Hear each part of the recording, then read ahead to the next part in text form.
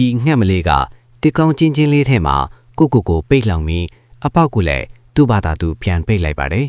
အဲ့ဒီနေ့ကစပြီးသူစားသမျှအစာတိုင်းဟာသူ့အဖေါ်စီကပဲရနိုင်တော့မှဖြစ်ပါတယ်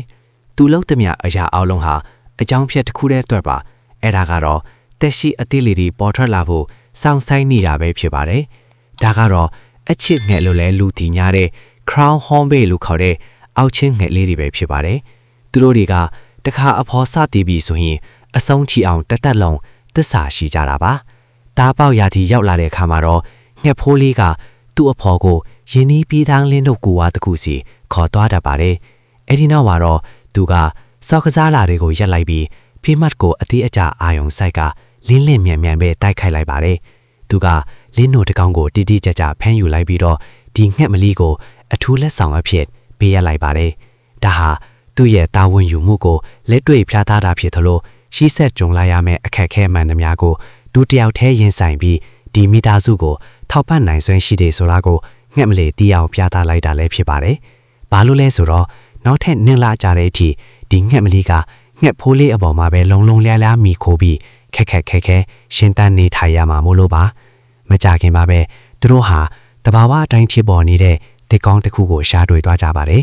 သူတို့ကဒီနေရာမှာပဲအတိုက်ဆောင်ကြပါတယ်ဒါဟာတားပေါက်လေးတွေအတွက်အလုံးခြုံဆုံးခိုလုံရာထိပြီးငှက်မလီအလိုချင်းဆုံးအရာလည်းဖြစ်ပါတယ်ဒါပေမဲ့ငှက်မလီကတစ်ကောင်းထဲမှာနေရာယူပြီးတဲ့နောက်မှာတော့တကယ်ကိုတုံလုတ်စရာကောင်းတဲ့အရာတစ်ခုကိုလှုပ်ဆောင်လိုက်ပါတယ်သူကပြင်းထန်တဲ့နာကျင်မှုကိုအောင်အေးဖဲခံပြီးသူ့ရဲ့ပြန်ထမ်းနိုင်တဲ့တောင်ပန်မွေတွေကိုသူ့ဘာသာသူတခုံးချင်းစီနှုတ်ပစ်လိုက်ပါတယ်ဒါဟာဒီအိမ်ထောင်ကြီးအပေါ်ထားရှိတဲ့အလေးအနက်ဆုံးကတိကဝတ်တစ်ခုပါပဲ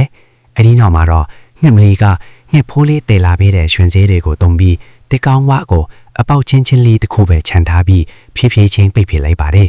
ဒီချိန်ကစပြီးအချင်းနဲ့ယုံကြည်မှုအပေါ်ဇန်တတ်မှုတွေကတရားဝင်စတင်ပါပြီ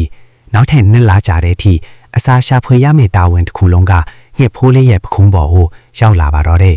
သူရှာဖွေလို့ရလာတဲ့အစာတွေကိုအပေါက်ချင်းလေးထဲကနေတဆင်းဖြီတဆင်းပေးပို့ပြီးအထဲကအဖေါ်ဖြစ်သူကိုကြွေးမွေးပါတယ်ဒါပေမဲ့ဒီငှက်မလီကအစာတိုင်းကိုလက်ခံတာမျိုးမဟုတ်ပါဘူးဒါဟာငှက်ဖိုးလေးတွတ်ဖြီအားလေးပုံများစေပေမဲ့သူကတော့ဘယ်တော့မှမငြင်းညူခဲ့ပါဘူးသူကချက်ချင်းပဲလက်ထွက်သွားပြီးပူပြီးတင့်တော်တဲ့အစာတွေကိုထပ်ရှာဖွေပေးပါတယ်တရက်ပြီးတရက်ကုံဆုံးသွားတဲ့အခါမှာတော့ဒီငှက်ဖိုးလေးဟာမိုးတိတ်တော်ထဲမှာအလုတ်အရှုပ်ဆုံးတတဝါလေးဖြစ်လာပါတော့တယ်နောက်ဆုံးမှာတော့နှစ်ဦးနှစ်ဖက်ရဲ့ပေးဆပ်မှုတွေကြောင့်ငှက်မလေးဟာဦးနှလုံးကိုအောင်မင်းဦးနိုင်ခဲ့ပါတယ်ဒါပေမဲ့စမ်းသပ်မှုတွေကတော့မပြီးသေးပါဘူးတားပေါက်လေးတွေမပေါက်မချင်းသူကဒီတက်ကောင်းထဲမှာပဲဆက်ပြီးနေထိုင်ရအောင်မှာဖြစ်ပါတယ်